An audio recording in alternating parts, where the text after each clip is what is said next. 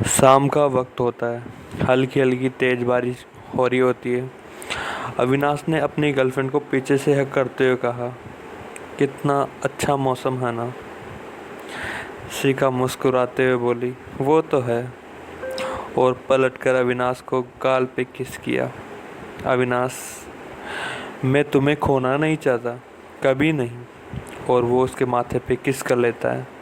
शिखा, तुम्हारी तो हूँ पागल।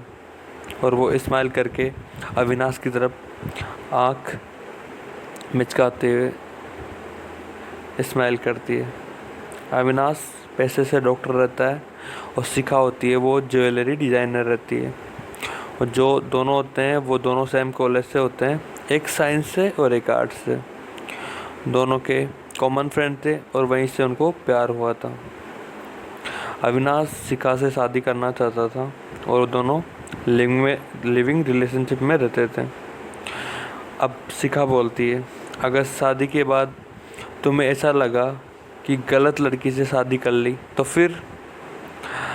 अब अविनाश जैसे ही शिखा को किस कर रहा होता है, दरवाजे की घंटी बजती है और वो मन में सोचता है, साला कौन कबाब में हड्डी बन गया।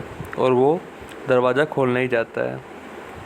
अब अविनाश दरवाज़ा खोलता है और जैसे ही वो दरवाज़ा खोलता है उसके फेस पे इतनी तेज़ हवाएं चल रही, वो सारी उसके टच पर होती, मानो सारा सारा बहुत तेज़ हवाएं चल रही थी उस टाइम पे। पर उसने देखा वहाँ कोई नहीं था और उसने वापस से दरवाज़ा बंद कर दिया और वापस अपने बेडरूम में आ गया।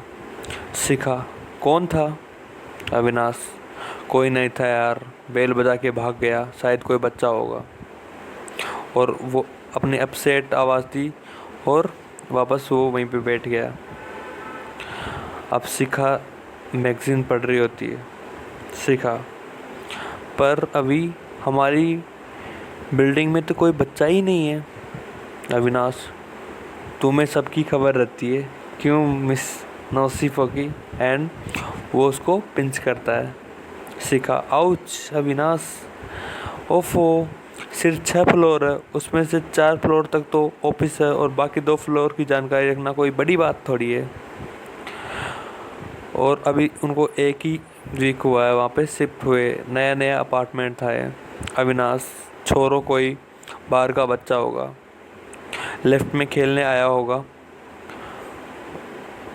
पर वो उसके मन में कोई अच्छी फीलिंग नहीं थी। शिखा, अविनाश बाबू, डर गए क्या। हा हा हा, कोई चुड़ैल तो तुम पे फिदा नहीं हो गई। और घर तक पहुंच गई और वो उसकी तरफ हंस के स्माइल करती है। अविनाश, हाँ तुम हो ना फिदा। शिखा बोलती है, अच्छा बाबू, अब शाम की चाय भूल जाओ। और वो अपसेट हो गई। अविनाश, मजाक कर रहा था यार। अच्छा सुनो, अगर तुम्हारे हाथ के पकोड़े मिल जाए चाय के साथ तो मज़ा ही आ जाए। और वो हंसते हुए उसके हाथ पे किस कर लेता है। शिखा हंस के बोलती है, बनाती हूँ पर रात को डिनर रेस्टोरेंट में करेंगे, ओके। अविनाश, चलो डन, अब जल्दी पकोड़े बनाओ यार। शिखा किचन में जाती है और वो जो प्याज वगैरह होती है उनको छिलती है। अब उसको लगता है कि यार उसके पीछे कोई है, वो पीछे मुड़ती है तो देखती है वहाँ पे एक लड़की होती है और उसने कुछ नहीं पहना होता है और वो एकदम बिल्कुल नेक होती है, बिल्कुल नेक्ड होती है। उसके बाल खुले होते हैं और जो उसकी आंखें होती है वो एक खून से सनी होती है और पूरा ब्लड उसके बॉडी पे रहता है और वो कुछ पहने नहीं होती। शिखा के मुंह से एक वर्ड तक नहीं निकल रहा था और वो एकदम शांत, एकदम खड़ी टक टक उसकी तरफ देख के एकदम शांत खड़ी थी। उसके मुंह से मानो कुछ निकल ही नहीं रहा हो। और अब वो अविनाश को बुलाना चाह रही थी लेकिन उसके मुंह से एक वर्ड तक नहीं निकला और वो जोर से चिल्लाती है। तभी अविनाश आता है और वो शॉक हो जाता है उसको देख के।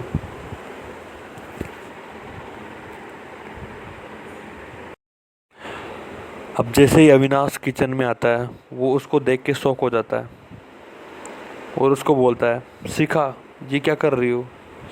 अब शिखा बोलती है, नाच रही हूँ। अविनाश, वाट, क्या बोल रही हो। शिखा, दिख रहा है ना खा रही हूँ, तो क्यों पूछ रहे हो, अपना इलाज कराओ डॉक्टर। और वो हंसती है। अविनाश एकदम से शॉक हो जाता है, वो कुछ बोलता नहीं है और वापस से रूम में लेके आता है उसको, और वो उसको बेड पे सुला देता है। वो देखता है यार, शिखा कभी ये सब पकोड़ा वगैरह कुछ खाती नहीं है, तो आज ही क्या हो गया और कैसे खा रही है।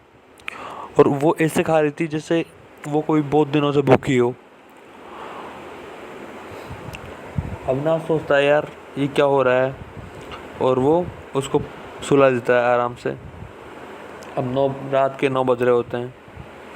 शिखा उठती है, अविनाश चेयर पे सो रहा होता है और वो चिल्लाती है, अभी अभी मैंने एक लड़की देखी। शिखा जोर से चिल्लाते बोलती है, मैंने अभी एक लड़की देखी, और उसकी आंखें एकदम आंसू से भरी हुई थी। शिखा, मैंने लड़की देखी मैंने, वो उसने कुछ पहना नहीं था और वो एकदम नेक्ड थी। उसके पूरे शरीर में कुछ पहना नहीं था, उसका ब्लड ही ब्लड था और वो रो रही थी। अविनाश, रिलैक्स शिखा रिलैक्स, इधर आओ तुम।